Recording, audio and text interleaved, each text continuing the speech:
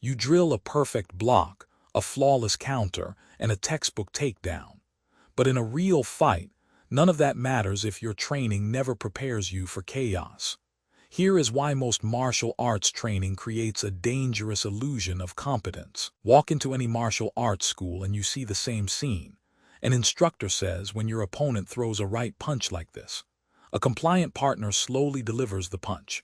You execute a pre-rehearsed sequence, block, trap, strike, throw, and end with the attacker on the ground. This is isolated combative conditions, or IC.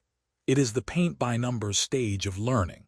You remove all variables and drill a single response to a single attack. There is nothing wrong with starting here. Every skill needs a foundation. The problem comes when you stop here.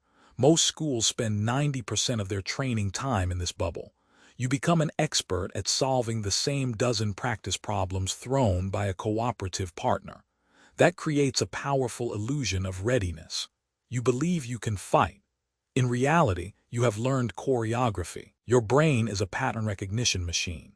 When you drill an ICC response hundreds of times, you strengthen a specific neural pathway tied to a specific cue. You are not learning to react to an attack. You are learning to recognize a signal and recall a sequence. In a real fight, there is no signal. The punch comes from an unexpected angle, at full speed, with real intent. Your brain searches for the familiar cue and finds nothing. It freezes. This is the predictive input fallacy. You train your mind to predict, not to process. Under stress, your fine motor skills deteriorate. The complex wrist lock that works on a static partner becomes impossible against a moving, resisting opponent. Your entire cognitive model shatters. You have confidence built on a fiction. You have not learned to fight. You have learned to perform a script. ICC training implicitly teaches you that opponents will cooperate.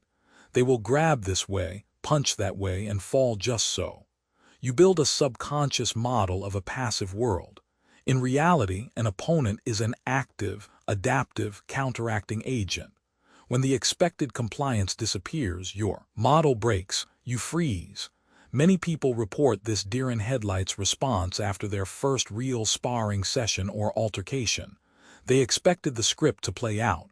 It did not. The outcome is what experienced instructors call getting your head kicked in by reality.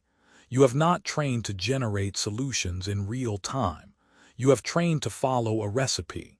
When the ingredients change, you have no process to adapt.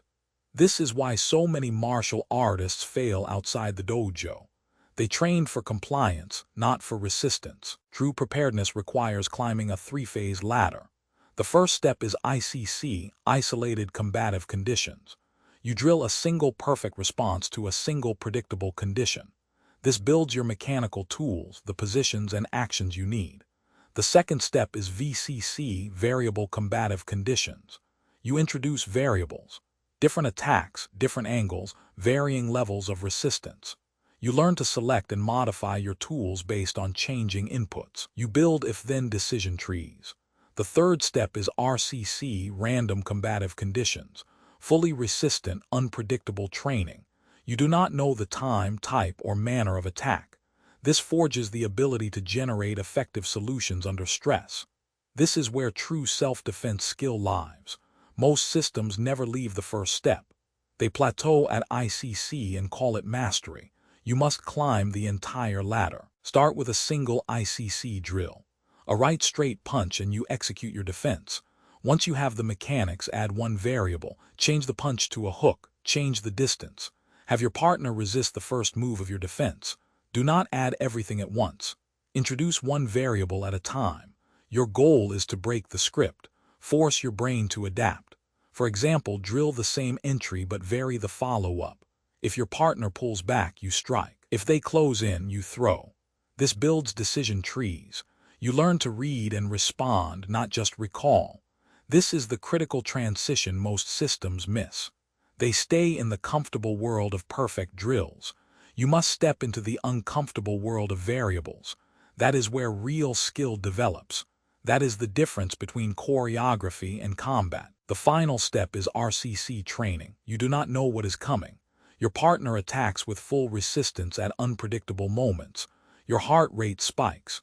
Your vision narrows. This is stress inoculation. You train your nervous system to function under pressure. You do this by gradually increasing the intensity. Start with slow, random attacks. Build to full speed. The goal is unconscious competence. You stop thinking about the technique. Your body generates solutions automatically. This requires hundreds of repetitions across all 3 phases. There are no shortcuts. You cannot skip from ICC to RCC. You must climb the ladder step by step. But when you do, you build something real. You build the ability to fight, not just perform.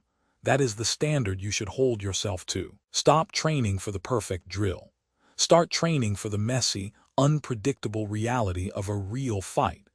Build your ladder from isolated to variable to random. That is how you prepare for what actually happens.